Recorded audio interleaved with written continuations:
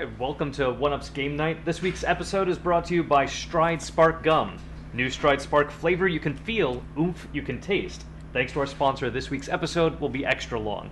But what we're doing is One-Up's Game Night. I'm Justin Haywald, and I'm joined by Terry Wynn. We're going to be talking about Nintendo's 3DS system. So this isn't an actual American 3DS system. Of course, we had to import ours and From the land of Nippon. where they've had it for what, about a week now, 2 weeks? Yeah. And what's the cost of these things? Well, I paid more because I'm. I mean, we had to pay more because but when it's coming in, it'll be here. I think next week, the week after, $250, for about $250. $249. Yeah. But until then, we have a couple Japanese launch titles, including Ridge Racer 3D, Professor Layton and Mask of the Miracle. I can't remember the Japanese title of this. You also said a couple, which means two. We have a few. I would say several. Don't copy edit me on air. This is not going to be an American launch title, but we'll probably not play any of this. I'm just letting you know that we have it, because it's not fun to watch other people screw up puzzles. Come on, you could solve the weird word riddle. Nintendogs Cats.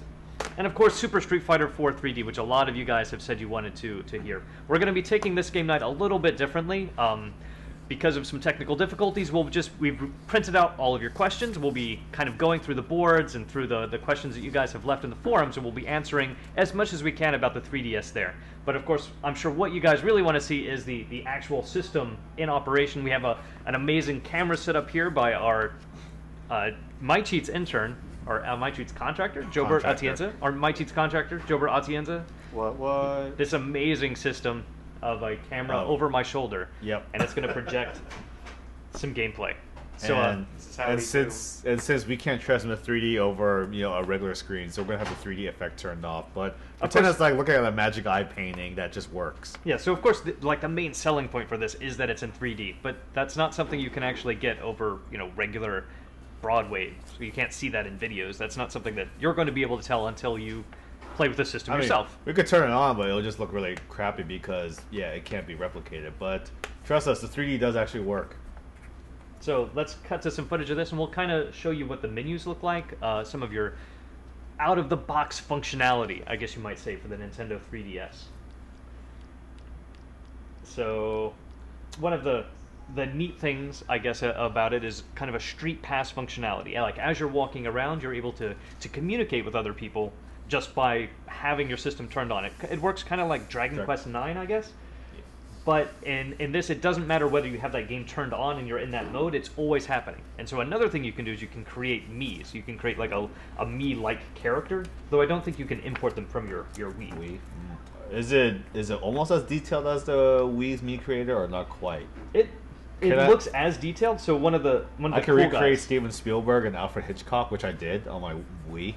So this is Jeremy. This is the one Jeremy Parrish has been walking around with. Okay. He actually ran into a guy named Nick, who has made a Samus Aran type character, who you can kind of see up here on the top screen. A guy with a Mario hat. I don't know, they didn't have hats at all in the regular Mii creator, and you have lots of people here with Mario hats and cat ears. So do you have more like accessories? It looks like, you do have more accessories, maybe because there are fewer features overall, or I haven't gotten the chance to play with it a lot, but some person made kind of a pig nose type thing. So you have a lot of functionality for this Mii that you'll create, and I'm sure later on you'll be able to do that more in the games that you're playing with. Another neat thing about the 3DS itself here is there's a home button. So even when you're in the middle of a program, you can always hit this button and go straight back to the main menu. It pauses your game on the top screen, so you can continue back to that anytime you'd like. But you can switch applications, you can change your settings, you can finally switch your brightness in the middle of a game, which is kind of a long overdue adjustment, considering how many DSs that we've already gone through. Does it still do that thing where if you're making an adjustment, it wants to restart the system, but doesn't actually restart the system, or do the changes actually happen? Right, changes happen immediately. Nice, because I hate how in like the DS, like you make a change, it says restart the system, but because it doesn't do it, you have to manually turn it on and off to like reboot it. But it's nice that they finally changed that. And there's another kind of music recording thing here. It's not quite Korg DS10 or anything like that, but you can take your voice, you can kind of manipulate it a little bit. You can see my voice wavering here on the top line there. It's not a huge thing, but it's nice that it's included there. And another thing that we won't really be able to get into here is the camera. Of course, there's a front-facing and a rear-facing camera, or two rear-facing cameras. as you can see right there, which allows you to take 3D pictures. But the 3D pictures are only visible on screens that let you see in 3D. Does the system come with that crazy you shoot people's faces game? This does come with, yes, that comes loaded on here, Face Raiders. Face Raiders. That is secretly the most awesome 3DS game. So after we kind of go through this a little bit, we'll pick up the camera over here and we'll try to show you Face Raiders firsthand. It's not the most elegant system, but I think we should be able to show you guys something like that. But the game that the most people have wanted to see firsthand is Super Street Fighter 4. Are you excited for this game, Terry? I don't play fighting games. I'm the Asian that's bad at fighting games. See, but that's why Super Street Fighter 4 is kind of cool, because it will make you better at fighting games. Like, I'm a complete scrub. The only fighting game I play is Marvel vs. Capcom 3, because you can put it in simple mode, and then I just mash buttons, and awesome things happen constantly. You should play Dragon Age 2.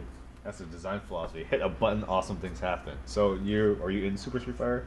Okay. Yeah. So actually, one query that's come up a lot is how well is the 3D effect on a game with a normal kind of side-to-side camera perspective of Super Street Fighter?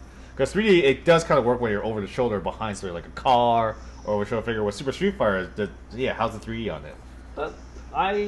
It's like watching a 3D movie. You have like different planes of interactivity, so it's definitely not distracting. And I don't know whether you'd say it adds anything to it, but it's a nice looking effect.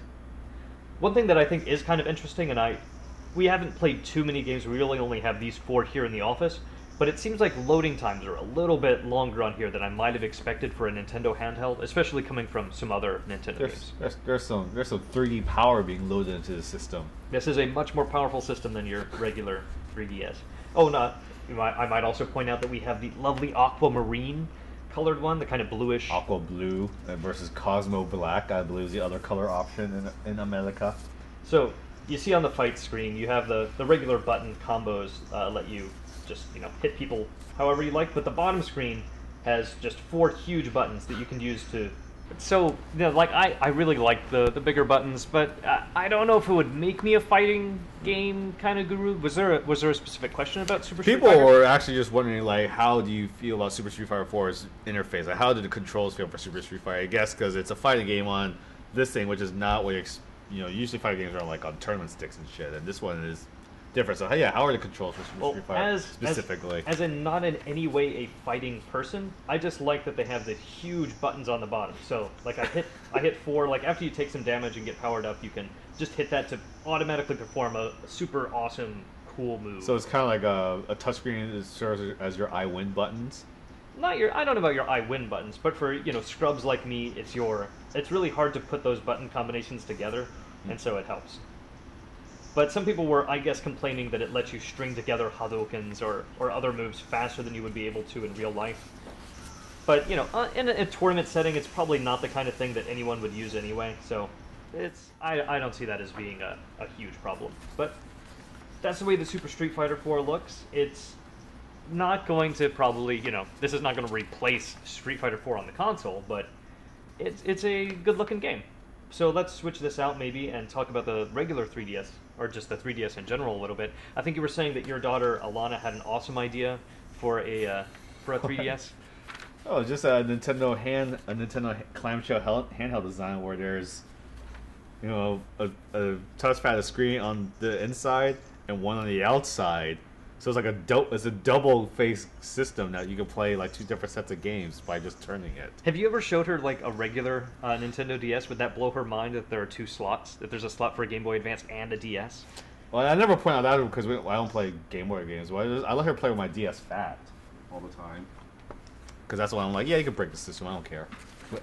And I guess one of the big problems, one of the big competitors for the DS will actually be iPhone kind of games. And a lot of people, even in the office, who are excited about the tech, who are excited about playing with the 3DS, are like, but I don't want to carry around another system. I have an iPhone or an Android or some other game-playing handheld. So how do you feel about that?